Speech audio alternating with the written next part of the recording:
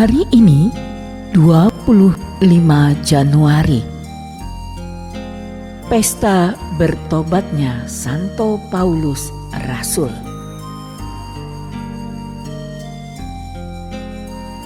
Aku inilah yang paling hina di antara semua rasul, sebab aku telah menganiaya jemaat Allah.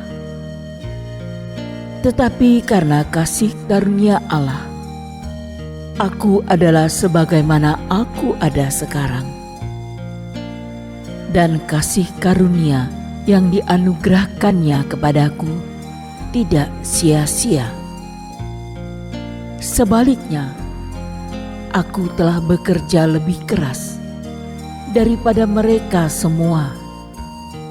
Tetapi bukannya aku, melainkan kasih karunia Allah menyertai aku. Demikianlah kata-kata Paulus tentang dirinya sendiri. Selama 30 tahun setelah peristiwa Pentakosta, Paulus yang saat itu masih bernama Saulus menganiaya orang-orang Serani di Yerusalem. Ia pun menyaksikan peristiwa pembunuhan atas diri Stefanus, seorang diakon yang penuh hikmah dan kuasa Roh Kudus. Pada suatu ketika, Paulus pergi ke Damsyik untuk menangkap orang-orang Kristen yang ada di sana. Ia mendapat izin khusus dari imam besar. Dengan izinnya itu, ia merasa berhak dan berkuasa untuk membawa orang-orang Kristen itu ke Yerusalem untuk dianiaya. Tetapi apa yang terjadi?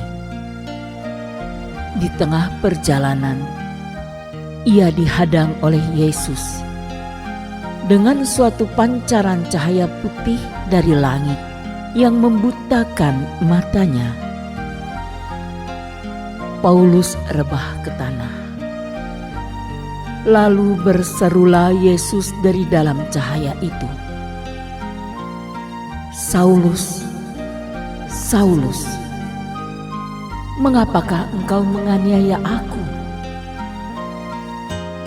Saulus menjawab, "Siapakah engkau, Tuhan?" "Akulah Yesus yang kau aniaya itu." Kepada Yesus Paulus bertanya, "Tuhan, apa yang kau kehendaki aku perbuat?" Kata-kata itu meluncur dari sebuah hati yang dahulu keras bagai batu, namun telah lembut oleh karena rahmat Allah. Inilah kata-kata awal yang menghantar Paulus ke gerbang tugasnya sebagai rasul kaum kafir. Ia tidak lagi menjadi penganiaya Yesus, melainkan penyayang Yesus yang paling unggul. Orang ini adalah alat pilihan bagiku untuk memberitakan namaku kepada bangsa-bangsa lain, serta raja-raja dan orang-orang Israel. Demikian kata Yesus kepada Ananias.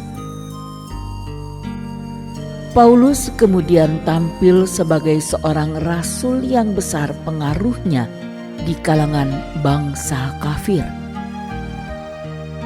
Dialah pewarta Injil dan pendiri gereja-gereja di antara kaum kafir.